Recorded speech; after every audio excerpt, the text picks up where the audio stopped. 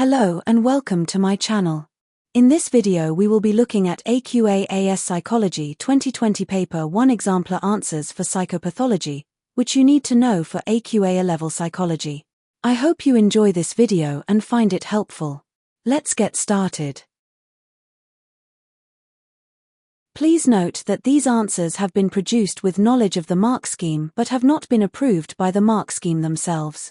There are 3 assessment objectives, AOs, in psychology. In this video they are color-coded. AO1 Knowledge, purple. AO2 Application, blue. AO3 Evaluation, red and green. In AS there are 12 mark questions, instead of 16 mark questions. For the purpose of this video and to avoid confusion for A-Level, the 12 mark questions have been turned into 16 mark questions. Sami describes her life. I am always terrified of germs and worry that my family is in danger too. I think that the meals I prepare will make them ill. I wash all the food items I can, at least 3 times, and I cannot touch any food with my bare hands. It takes me ages to prepare meals. Question 1. Outline 2 characteristics of obsessive-compulsive disorder. Refer to Sami in your answer. 4 marks. 1 cognitive characteristic of OCD are obsessive thoughts, which are internal persistent recurring, unwanted and intrusive thoughts or beliefs, catastrophic thinking. Sami thinking her family are in danger or she might make them ill. 1 emotional characteristic of OCD are anxiety and distress, with sufferers experiencing an overwhelming amount of anxiety response to certain triggers of their unpleasant and frightening thoughts and beliefs, with their urges to repeat a behavior creating further anxiety. Sami is terrified of germs. Researchers discovered a strong positive correlation between the number of therapy sessions attended by people with obsessive-compulsive disorder and their well-being ratings. Question 2. Explain why it would not be appropriate to conclude that therapy increases well-being ratings. 2 marks. It would not be appropriate to conclude that therapy increases well-being ratings because there was no manipulation of and for, therefore cause and effect between therapy and well-being cannot be inferred, and a third, untested variable may be causing the positive relationship between therapy and well-being. Stan has a phobia of lifts. He was stuck for 3 hours in a broken lift when he was young. He feels sick when he sees a lift, and now he cannot use escalators or ride on roller coasters in case they break down. He feels calm when he uses the stairs. Question 3. How could Stan's phobia be explained using the 2-process model? 4 marks. Stan's phobia has developed through classical conditioning. He has formed an association between the neutral stimulus, lifts, and the fearful event, being stuck. This learnt conditioned response is triggered every time he sees a lift. The phobia has generalized to escalators and roller coasters. The phobia of lifts is maintained through operant conditioning, through negative reinforcement with the relief he feels when avoiding lifts. Question 4. Briefly outline flooding as a treatment for phobias. 2 marks. Flooding, also known as implosion therapy, is based on the idea that anxiety cannot be maintained indefinitely and eventually subsides. Flooding aims to expose the sufferer to the phobic object or situation for an extended period of time in a safe and controlled environment. A person is bombarded with fear by being immediately exposed directly to their most fear-provoking and anxiety-inducing stimuli, which causes a state of extreme anxiety and panic. However, eventually, exhaustion of the phobic response sets in, and the anxiety level begins to go down. This prevents avoidance, and therefore, prevents the reinforcement of a phobia through escape or avoidance behaviors, which allows patients to understand that the phobic stimulus is harmless. The exposure and bombardment will continue until anxiety subsides and an extinction of fear response occurs. The patient will also taught and encouraged to use relaxation techniques prior to the exposure of the phobic stimuli, which continues until the patient is able to fully relax. Prolonged intense exposure eventually creates a new association between the feared object and something positive, e.g. a sense of calm and lack of anxiety. Question 5. Outline and evaluate the biological approach to explaining and/or treating obsessive-compulsive disorder. 16 marks.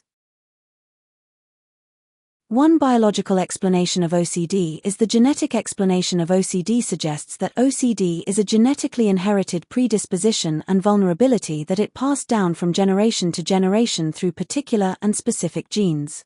SERT and COMT genes have been found to appear mutated in individuals with OCD. SERT, serotonin transporter, gene regulates serotonin levels in the brain. A mutation causes an increase in transporter proteins at a neuron's membrane, leading to an increase in the reuptake of serotonin in the neuron, which decreases the level of serotonin in the synapse and causes mood irregulation and problems with emotional processing. Variations in this gene, such as the 5-HTTLPR polymorphism, have been linked to an increased risk of OCD. COMT, catechol-O-methyltransferase, gene regulates the function of dopamine. A mutation causes a decrease in COMT activity and can affect the breakdown of dopamine, which may influence various cognitive and emotional processes. Specifically, the Val158-MET polymorphism variant has been associated with differences in executive function and susceptibility OCD. Nested et al., 2010, aimed to investigate whether there were genetic and environmental contributions to the risk of developing obsessive-compulsive disorder, OCD. They conducted a family study using participants with a diagnosis of obsessive-compulsive disorder, OCD, and their first-degree relatives.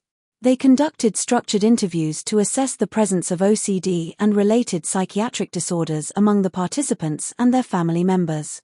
The study also included a control group of individuals without OCD to compare the prevalence of the disorder in families. By analyzing the data collected from these interviews, the researchers aimed to calculate the heritability of OCD and examine the familial aggregation of the disorder. This approach allowed them to determine the genetic and environmental contributions to the risk of developing OCD. They found that identical twins showed a concordance rate of 68% for OCD compared to 32% in fraternal twins. They also found that first-degree relatives have a 11.7% chance of being diagnosed with OCD compared to the general population, where the chance is only a 2.7% chance. They concluded that OCD has a substantial genetic component, with heritability estimates suggesting that genetics account for a significant portion of the risk for developing the disorder. A limitation of twin and family studies is that the findings and conclusions may be due to environmental factors. The higher concordance rate found for identical twins may be due to nurture. Identical twins often grow up in the same household and share similar environments, which can make it difficult to separate genetic factors from environmental ones. This shared environment can lead to an overestimation of the heritability of a trait or disorder. As well, as the social learning theory suggests, family members may also observe and imitate each other's behavior through classical and operant conditioning. Alternatively, family members may be more vulnerable to suffering from OCD because of the shared stressful environment of being in a household or around those with OCD. This is a limitation because it suggests that the influence of environmental factors on the development of OCD cannot be overlooked. It indicates that the shared experiences and conditions of family members may play a significant role in the manifestation of the disorder, potentially confounding the interpretation of genetic contributions. A limitation of twin and family studies is that it cannot be concluded from these studies that genes alone determine who develops OCD. The concordance rates in twin and family studies are not 100%, and therefore not all twins share OCD tendencies despite having the exact same genetics. This suggests that genes only do not create a vulnerability and are not a direct cause, as other factors must trigger the disorder. Environmental influences such as stress, trauma, and life experiences could play a critical role in the onset of OCD.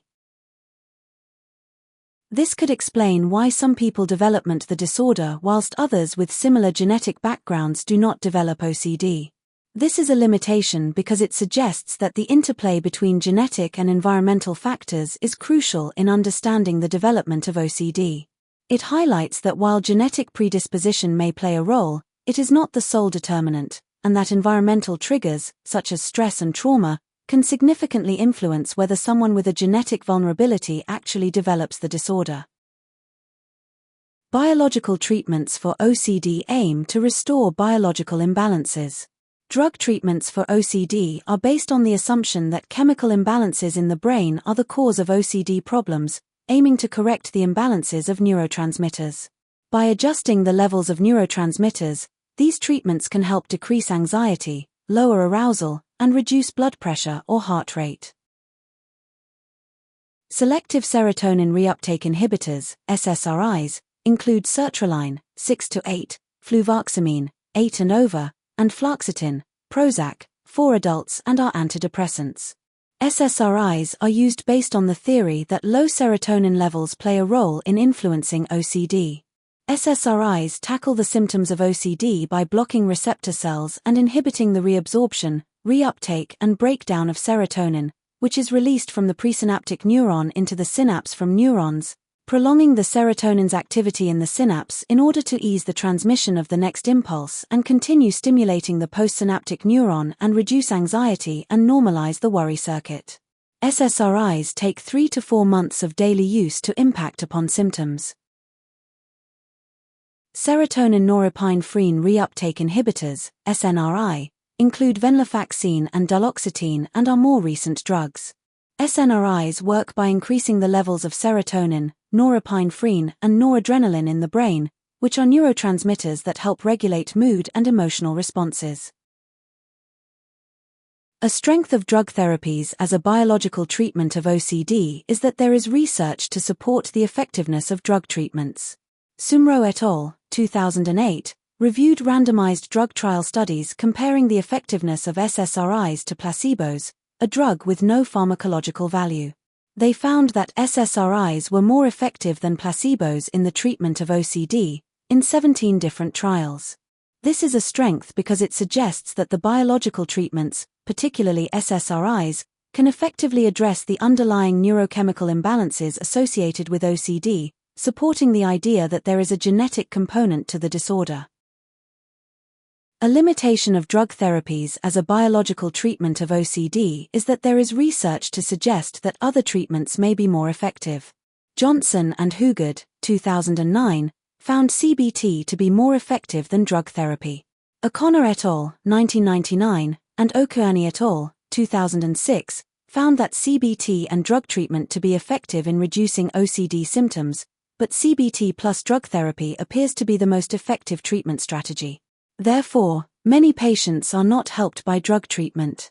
This is a limitation because it suggests that drug therapies may not address the underlying issues of OCD as effectively as other treatments, particularly CBT, which could lead to some patients experiencing insufficient relief from their symptoms when relying solely on medication.